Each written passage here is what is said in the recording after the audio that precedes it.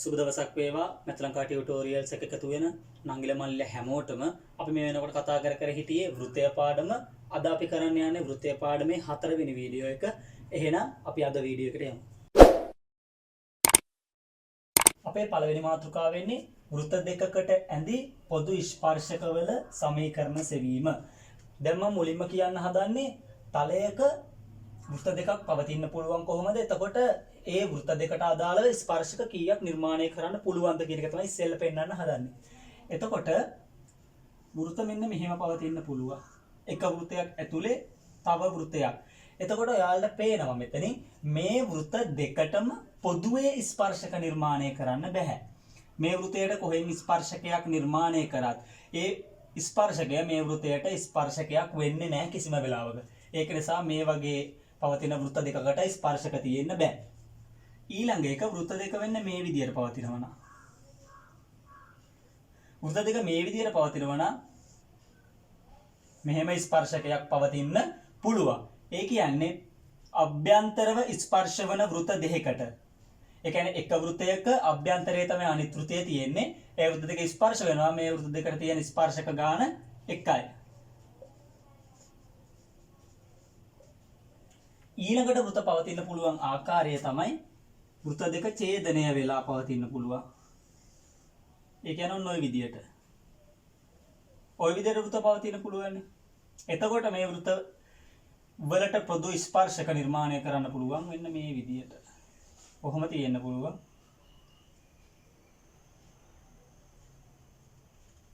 ඉරියද උනාට එක ගණන් ගන්න එපා. ඔන්න ඔය විදියට ස්පර්ශක తీරවල. එතකොට මෙන්න මේ වගේ ඡේදනය වන වෘත්ත දෙකකට තියෙන ස්පර්ශක ගාන 2යි. ඊළඟ එක තමයි මෙන්න මේ විදියට. ඔන්න ඔය විදියට ස්පර්ශ වන බාහිරව ස්පර්ශ වන වෘත්ත දෙකකට තියෙන්න පුළුවන් ස්පර්ශක ගාන වෙන්නේ 1යි. ඔය විදියට ගත්තේ බලන්න 2යි 3යි ස්පර්ශක 3යි. අන්තිම එක තමයි වෘත්ත දෙක මෙන්න මේ විදියට තියෙනකොට. කොහොමයි? ඔන්න වෘත්ත දෙක එකිනෙකට බාහිරව තියෙනකොට. වෘත්ත දෙක එකිනෙකට බාහිරව තියෙනකොට කොහොම එක ස්පර්ශකයක් තියෙන්න පුළුවන්. මෙහෙම තව ස්පර්ශකයක් තියෙන්න පුළුවන්. මෙහෙම තව ස්පර්ශකයක් තියෙන්න පුළුවන්. මෙහෙම තව ස්පර්ශකයක් තියෙන්න පුළුවන්. මේ ස්පර්ශ කියන්නේ මට ඊට කෙලින් අඳ ගන්න බැරි වුණාට මෙහෙම ස්පර්ශකයක් තියෙන්න පුළුවන් කෙනෙකු ඔයාලා තේරෙනවා. එතකොට ස්පර්ශක 1යි 2යි 3යි 4යි. එහෙනම් මෙන්න මෙහෙම තමයි වෘත්ත දෙකක් තලයක පවතින්න පුළුවන් ආකාර. එතකොට මේ එක් එක් ආකාරයේදී ස්පර්ශක කීයක් නිර්මාණය කරන්න පුළුවන්ද කියන එක ඔයාලට පැහැදිලි. දැන් මම ඔයාලට විභාග මට්ටමේ අමාරු ගානක් මේ ඇසුරෙන් විසඳන විදිය කියලා දෙන්න. එතකොට මෙන්න මේ ගැටලුව මෙහෙමයි තියෙන්නේ. මෙන්න මෙහෙම වෘත්තයක සමීකරණය දීලා තියෙනවා x වර්ගය ධන y වර්ගය ඍණ 20යි x ධන 6යි y ධන 84 සමානයි 0යි. ඔන්න එක වෘත්තයක සමීකරණයක්. තව වෘත්තයක් දීලා තියෙනවා s dash කියලා මේ වෘත්තයේ සමීකරණය x වර්ගය ධන y වර්ගය ධන 24යි x ඍණ 2යි y ඍණ 80 සමානයි 0. දැන් අපිට කියනවා මෙන්න මේ වෘත්ත දෙක එකිනෙකට බාහිරව තියෙන්නේ.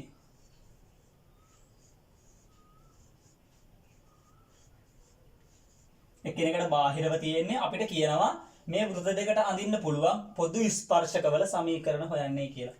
එතකොට අපි දැන් ඉගෙන ගත්තා වෘත්ත දෙක ඔන්නෝම බාහිරව තියෙනවා නම් ස්පර්ශක 1යි 2යි 3යි 4යි. ඔය විදිහට ස්පර්ශක 4ක් නිර්මාණය කරන්න පුළුවන්. දැන් අපි ඔන්න ස්පර්ශක 4 සමීකරණ තමයි හොයන්න හදන්නේ. මේ ගැටලුව මෙන්න මේ විදිහට ක්‍රම දෙකකට විසඳන්නේ. ඒ කියන්නේ පියවර දෙකකට විසඳන්නේ. මේ තියෙන්නේ s dash සමානයි බිඳුව වෘත්තය, මේ තියෙන්නේ s සමානයි බිඳුව වෘත්තය. මම මෙන්න මේ වෘත්ත දෙකට නිර්මාණය කරන්න පුළුවන් පොදු ස්පර්ශක දෙකක් නිර්මාණය කරා. ඔයාලා දන්නවා තව මෙන්න මේ විදිහටත් මේ හරහා මෙහෙම ස්පර්ශක දෙකක් නිර්මාණය කරන්න පුළුවන්. මම මේ දෙක ඇඳගත්තේ නැහැ.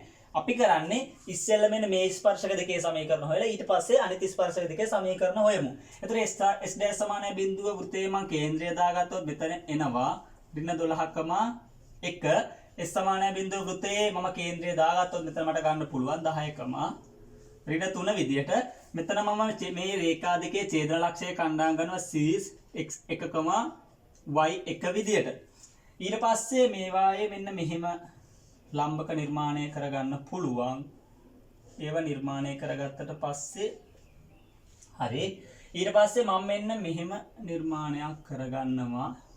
එතකොට ඔයාලට තේරෙනවා මෙන්න මේ කේන්ද්‍රය ආකරන රේඛාව මෙන්න මේ C ලක්ෂය හරහා යනවා.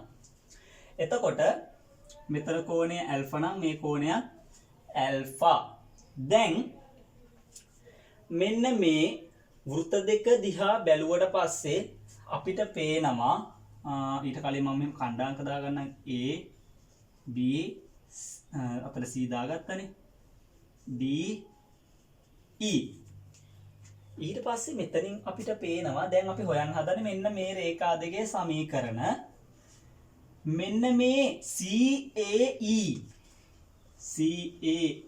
ත්‍රිකෝණයයි CBD ත්‍රිකෝණයයි සැලකුවට පස්සේ මේ ත්‍රිකෝණ දෙක සමරූපී. ඒක ඔයාලට පැහැදිලි. මෙතන අංශක 90 මෙතන අංශක 90 මේ කෝණයයි ඊට පස්සේ මේ කෝණය පොදුයි. එහෙනම් මේ කෝණ දෙකත් සමාන වෙනවා. මේ ත්‍රිකෝණ දෙක සමරූපී. සමරූපී නම් අපිට කියන්න පුළුවන් AE බෙදීම BD සමාන වෙනවා. AE බෙදීම BD සමාන වෙන්න ඕන CA බෙදීම CBට. ඔන්න ඔය සම්බන්ධය තෘප්ත වෙනවයි කියලා අපි දන්නවා. දැන් මේ රේඛා දෙකේ සමීකරණ ලියා ගන්න නම් අපි ඉස්සෙල්ලාම දැනගන්න ඕන දේ තමයි මෙන්න මේ C ලක්ෂයේ ඛණ්ඩාංක. C ලක්ෂයේ ඛණ්ඩාංක හොයා ගන්න නම් අපි මෙන්න මේ අනුපාත දැනගත්තා නම් C ලක්ෂයේ ඛණ්ඩාංක හොයන්න පුළුවන්. අනේ අනුපාත ගන්න තියෙන ක්‍රමය තමයි මෙන්න මේ ක්‍රමය. දැන් අපිට මෙන්න මේ AE ලියා ගන්න පුළුවන්. අපි දන්නවා වෘත්තයේ සමීකරණය දීලා තියෙනවා නම් අරය ලියන්නේ කොහොමද කියලා. AE සමාන G වර්ග ධන F වර්ග ඍණ C ආකාරයට ගත්තොත් 10 වර්ගය CI ඍණ 3 වර්ගය 9යි C කීයද? S සමාන විදිහ 84යි ඍණ 84 ඔන්න ඕකේ වර්ගමූලය. එතකොට මෙතන ඉන්නවා 109 109 109 84 ගියා 25යි 25 වර්ගමූලය කීයද? 5යි. එහෙනම් අපිට AE එනවා කීයද? 5. ඒ විදිහටම BD හෙව්වතින් BD ගන්න පුළුවන් 12 වර්ගය 144යි 1 වර්ගය 1යි ඍණ 80 ඒ කියන්නේ ධන 80. කීයද මෙතන එන්නේ? මෙතන එනවා 225ක් 225 වර්ගමූලය 15යි. එහෙනම් අපිට එනවා CA ට CB අනුපාතය කීයක් කියලාද? 5ට 15යි කියන්නේ 1ට 3යි. CA ට CB CB අනුපාතය 1ට 3යි. එහෙනම් CA ට AB අනුපාතය 1ට 2යි. දැන් අපි දන්නවා කොහොමද මෙන්න මේ C ලක්ෂයේ ඛණ්ඩාංක හොයාගන්නේ කියලා. ඔන්න මම දැන් C ලක්ෂයේ ඛණ්ඩාංක හොයන්න හදන්නේ. හරි. දැන් අපිට ලියන්න පුළුවන් මේ අනුපාත දෙක දන්න නිසා 10 සමානයි 1 ගුණ කිරීම ඍණ 12 ධන 2 ගුණ කිරීම x1 බෙදීම 1 ධන 2 කියන්නේ 3යි. එතකොට මෙතනින් එනවා 30 සමානයි ඍණ 12 ධන 2x1 මෙතනින් එනවා x1 සමානයි 21ක් විදියට.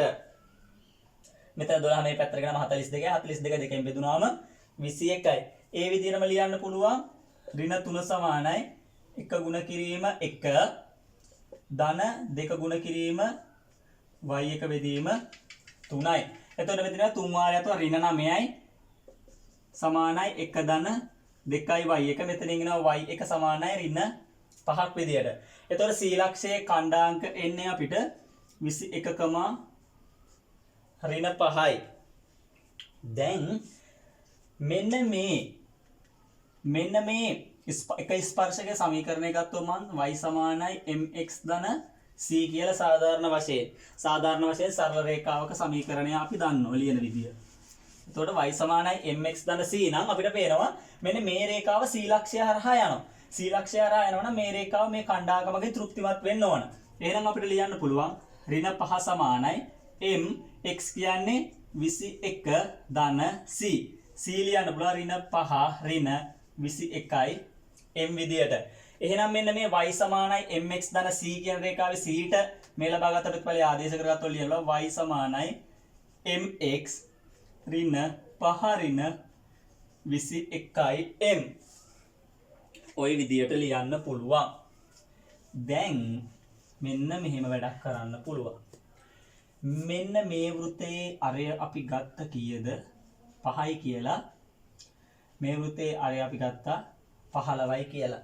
දැන් මෙන්න මේ කේන්ද්‍රයේ ඛණ්ඩාංක දන්න නිසා අපිට මෙන්න මේ ලම්බක දුර ලියා ගන්න පුළුවන්. ඒ කියන්නේ AE දිග ලියා ගන්න පුළුවන්. කිසියම් ලක්ෂයක ඉඳලා රේඛාවකට තියෙන ලම්බක දුර හොයන සූත්‍රය භාවිතා කරලා මේ රේඛාවේ සමීකරණය අපිට ආවා y මම ඔක්කොම පද එක පැත්තකට ගන්න ඍණ mx ධන 5 ධන 21යි m සමානයි බිඳුව. දැන් AE දිග කීයද 5යි. ලම්බක දිග වෙන සූත්‍රය ඇසුරෙන් ලියන්න පුළුවන් මට y කියන්නේ ඍණ 3යි. ඍණ m x කියන්නේ කීයද 10යි. ධන 5 ධන 21යි m වල මාපාංකය බෙදීම එකේ වර්ගය ධන ඍණ m වල වර්ගයේ වර්ගමූලය. දැන් මේක මේ පැත්තට ගුණ කරගත්තොත් අපිට ලියනවා 5යි 1 ධන m වර්ගයේ වර්ගමූලය සමානයි. මෙතන 21යි m මෙතන ඍණ 10යි m එනවා 11යි m 5න් 3ක් අඩනවා මෙතන දෙකේ ඔන්න ඕකේ මාපාංකයේ විදියට. දැන් මෙන්න මේ දෙපැත්තම වර්ග කරගන්න හදන්නේ මම ඊට මදි නිසා මේ ටික මකා ගන්නම්. හරි. මේ දෙපැත්තම වර්ග කරගත්තොත් මෙතන එනවා 25යි 1 ධන m වර්ග. ඕක සමාන වෙනවා 11යි m ධන 2 මේකේ වර්ගය. දැන් මේ ටික ප්‍රසාරණය කරගත්තොත් මෙතන එනවා 25 ධන 25යි m වර්ග සමානයි 11 වර්ගය එනවා අපිට 121යි m වර්ග ධන 2 වර්ගය 4යි දෙවාරයක් 11 22යි 22 වාරයක් 2 ධන 44යි m. ඔන්න ඔහොම සමීකරණයක් එනවා. දැන් අපිට මෙන්න මෙහෙම සමීකරණයක් ආවා 96යි m වර්ග ධන 44යි m ඍණ 21 සමානයි බිඳුවයි කියලා මේ ටික මේ පැත්තට ගත්තට පස්සේ මෙන්න මේ සමීකරණය විසඳලා ඉවර වෙලා දැන් අපි m හොයා ගන්න ඕන. දැන් m කොහොමද හොයන්නේ? දැන් අපි මෙන්න මේකේ සාධක හොයා ගන්න ඕන. ඔයාලා මේකේ සාධක හොයලා බලන්න. එතකොට අපිට මෙන්න මේක මෙන්න මේ විදියට ලියන්න පුළුවන්. 96යි m වර්ග ධන 72යි m ඍණ 28යි m ඍණ 21 සමානයි බිඳුවයි.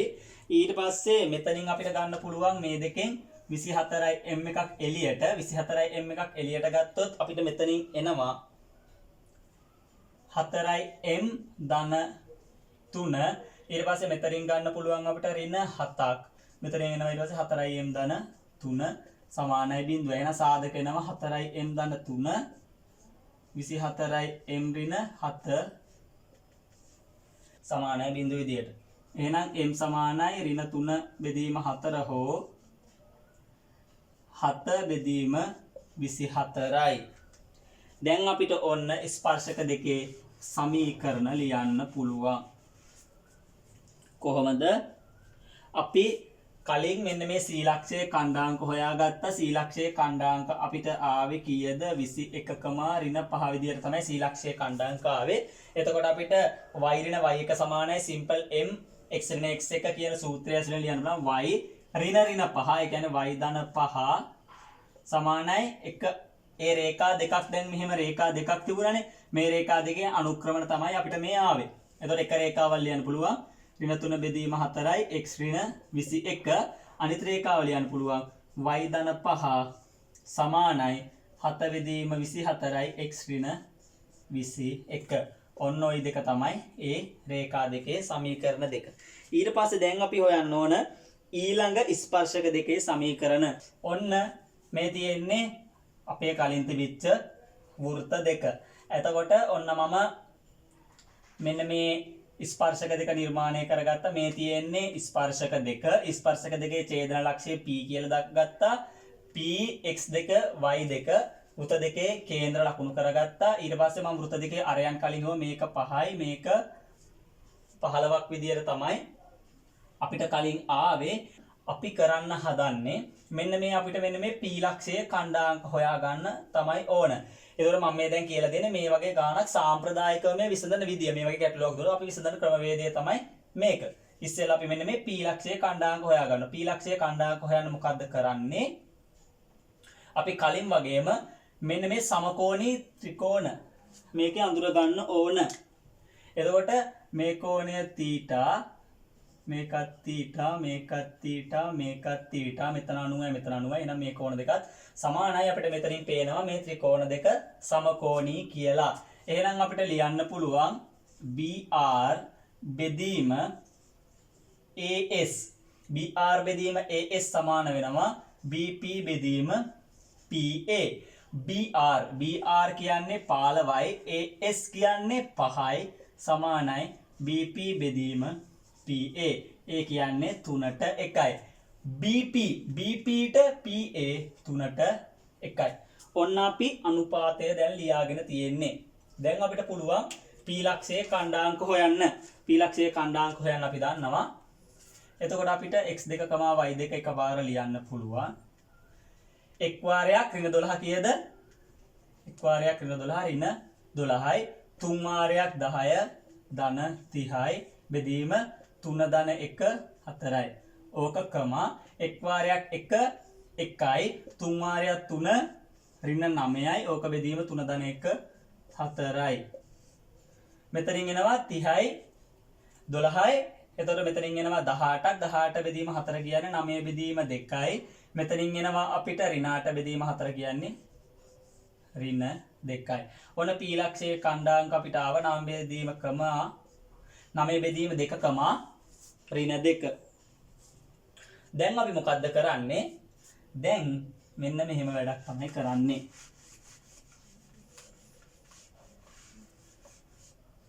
මේ රේඛාවේ සමීකරණය ගන්නවා සාධාරණව y සමානයි mx ධන c කියලා. මේ රේඛාව මේ ලක්ෂ්‍ය හරහා යන හන්ද මේ ඛණ්ඩාංග මගින් තෘප්තිමත් වෙන්න ඕන. තොල් ලියන්න ඍණ 2 සමානයි m 9 බෙදීම 2 ධන c. c ලියන්න පුළුවන් ඍණ 2 ඍණ 9යි m බෙදීම 2යි. දැන් එතකොට මේ සමීකරණය අපිට අවිල්ල තියෙනවා y ඍණ mx ඍණ c. එතකොට ඍණ c කියන්නේ ඍණ 2 ඍණ 9යි m බෙදීම 2 සමානයි 0යි. y ඍණ mx ධන 2 ධන 9යි m බෙදීම 2 සමානයි 0යි. ඔන්න අපිට සමීකරණය ආවා. හරි. දැන් එතකොට ඔන්න අපි සමීකරණය ගත්තා. මෙතනින් අපිට පේනවා මෙන්න මේ රේඛාව, ඒ කියන්නේ මෙන්න මේ රේඛාවනේ ගත්තේ. ඒ රේඛාව මේ වෘත්ත දෙකම ස්පර්ශ කරනවා. එතකොට කලින් වගේම කේන්ද්‍රයේ ඉඳලා මෙන්න මේ රේඛාර්ථය ලම්බක දිග සූත්‍රය ඇසුරෙන් ලියුවොතින් අපිට ලියන්න පුළුවන් 5 සමානයි y ඍණ 3 ඍණ m x කියන්නේ 10 x කියන්නේ 10 ධන 2 ධන 9යි m බෙදීම 2 ඕකේ මාපාංකය බෙදීම අපිට කලින් වගේම 1 ධන m වර්ගයේ වර්ගමූලය. දැන් අපිට මෙන්න මේක ආවා. දැන් මේක මම මේක මේ පැත්තට ගුණ කරගත්තොත් 5යි 1 ධන m වර්ගයේ වර්ගමූලය සමානයි දෙකෙන් පොදු හරය ගත්තොත් ඍණ 6 ඍණ 20යි m ධන 4 ධන 9යි m බෙදීම 2 මාපාංකය. ඊට පස්සේ මේ දෙපැත්තම වර්ග කරොත් මෙතනින් එන 25යි 1 ධන m වර්ග. මම මේ සුළු කිරීම වේගෙන් කරනවා. ඔයාලට මේ ගාන හදන විදියනේ අවශ්‍ය වෙන්නේ. මේ සුළු කිරීම කරන්න පුළුවන් නේ. එතකොට මෙතනින් එනවා 9යි මෙතන 20යි මෙතන 9යි සුළු නැවස ඍණ 11යි m. මෙතනින් එනවා ඍණ 2 බෙදීම 2 ඕකේ වර්ගය. එතකොට මෙතන 25 ධන 25යි m වර්ග සමානයි 121යි m වර්ගය ධන 4 ධන 44යි m බෙදීම 4 මෙතනින් එනවා 100 ධන 100යි m වර්ග සමානයි 121යි m වර්ග ධන 4 ධන 44යි m.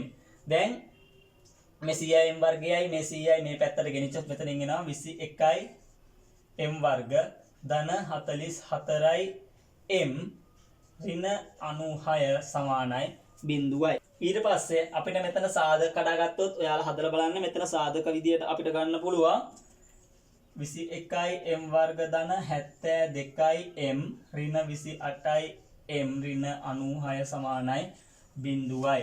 ඊට පස්සේ අපිට මෙන්න මෙතනින් ගන්න පුළුවන් 3යි m එකක් එළියට මෙතනින් එනවා එතකොට 7යි m ධන 24. ඊට පස්සේ අපිට මෙතනින් ගන්න පුළුවන් ඍණ 4ක් මෙතනින් එනවා 7යි m ධන 24 සමානයි බිඳුවයි. ඊට පස්සේ විතර සාධක ලියන්න පුළුවන් 3යි m ඍණ 4 7යි m ධන 24 සමානයි බිඳුවයි. එතකොට අපිට මෙතනින් එනවා m ට අගයන් m සමානයි 4 බෙදීම 3 හෝ m සමානයි ඍණ 24 බෙදීම 7යි. ඔන්න ඔය විදිහට අපිට සාධක ආවා. දැන් අපි කලින් හොයාගත්ත අර ස්පර්ශක දෙකේ ඡේදන ලක්ෂයේ ඛණ්ඩාංක